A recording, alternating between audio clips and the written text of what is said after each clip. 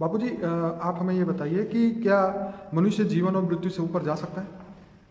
मनुष्य जीवन और मृत्यु से परे जा सकता है।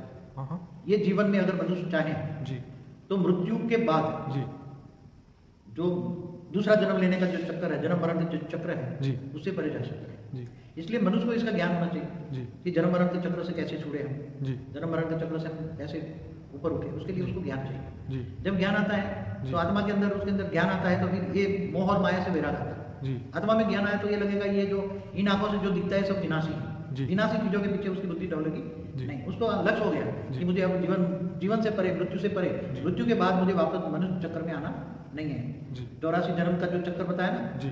तो उस चक्कर में मुझे नहीं आना है। तो वो क्या ज्ञान- रियलिटी में मृत्यु के बाद वो ऊपर जा सकती है? हाँ, आत्मा चाहे तो उसको ज्ञान चाहिए ना। ओके। उसको चाहे जैसे कहते हैं मुझे स्वर्ग में जाना है, जी तो स्वर्ग में जाना है तो वो आत्मा अच्छे कर्म करती है ना। जी। इसको याद रहना है मुझे स्वर्ग में जाना जी। है, हर पल याद रहता है मुझे स्वर्ग में जाना है, स्वर्ग में जाना जी। है, तो अच्छे कर्म करेगी, ज्ञान देगी, परमात्मा को याद करेगी, जी। इस ब्रह्मांड का मालिक शिव को याद करेगी, निराकार से कांटेक्ट होगा तो जी। योगी जी। बनेगी। योगी बनेगी तो पावर आएगा। जी। और जब शरीर छोड़ेगी तो अंतमति सुगति, जी। अंत में शिव निराकार को याद करेगी, धीरे धीरे धीरे धीरे शरीर छोड़ने के बाद जी नष्टो मोह बनेगी। जी देह और देह के संबंधियों में मोह नहीं होगा, जी आत्मा के अंदर कोई वासना नहीं होगी। जी तो 3 तत्वों का जो शरीर है, मरने के बाद 3 तत्वों का शरीर, अंतर्भाग शरीर, जी वो हल्का होगा, धीरे धीरे ऊपर जाएगी। जी ऊपर भी जाके बड़े बड़े मनुष्यों से कांटेक्ट करके वो ऊपर जाने का रास्ता और देखेगी। जी तो स्वर्ग लोक तक जाएगी, स्वर्ग लोक से फिर ऊपर और पुरुषार्थ करेगी, महालोक, जनलोक, तप लोक ऊपर जा सकती है। हाँ। फिर विष्णुपुरी में, वैकुंठ में जाएगी जी। तो वहाँ परम सुख भोगेगी। जी परम सुख भोगकर उग जाएगी तो फिर परम शांति चाहिए तो शिवपुरी में जाएगी। जी। शिवपुरी से ऊपर जाएगी तो परम धाम में निराकार जाएगी। पर बापूजी, उसके जो कर्म बंधन जो उसके पिछले जन्मों के होंगे तो वो तो उसको खींचेंगे ना कि भाई वापस धरती पे जन्म ले।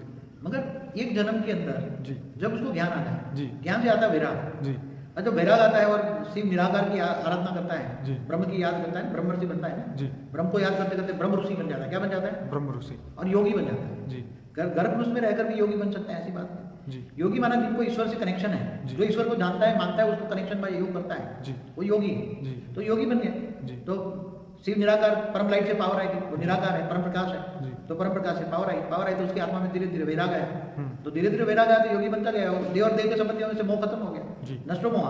तो नष्टो मोह हो गया तो नष्टो मोह होता है तो उसकी आत्मा में बहुत शक्ति आती है। जी तो उसका 3 तत्वों में शरीर में हल्कापन होता है, धीरे धीरे ऊपर चला जाता है। जी मगर धीरे धीरे प्रोसेस होती है, एक साथ में नहीं ऊपर जा सकता। जी। उसके लिए बहुत मेहनत है, ये पूरा जीवन उसको योगी जीवन बिताना पड़ेगा। जी और योगी जीवन आता है तो विषय वासना से दूर होता है, विषय विकार सब दूर हो जाते हैं उसके अंदर। जी तो धीरे धीरे उसका कारण से रिचार्ज हो जाता है। जी परम प्रकाश की धीरे धीरे धीरे आत्मा में आने से परम प्रकाश आएगा तो उसकी आभा ओरा अच्छा बन जाएगा। जी। और धीरे धीरे धीरे धीरे शरीर छोड़ने के बाद ऊपर जाने की प्रोसेस में आएगा, जन्म मरण से चक्र से छूट जाएगा। तो क्या इसीलिए जो साधु संत योगी जो पहले थे वो सब ऊपर उस लोक में जाके बैठ गए और धरती पे आना नहीं चाहते?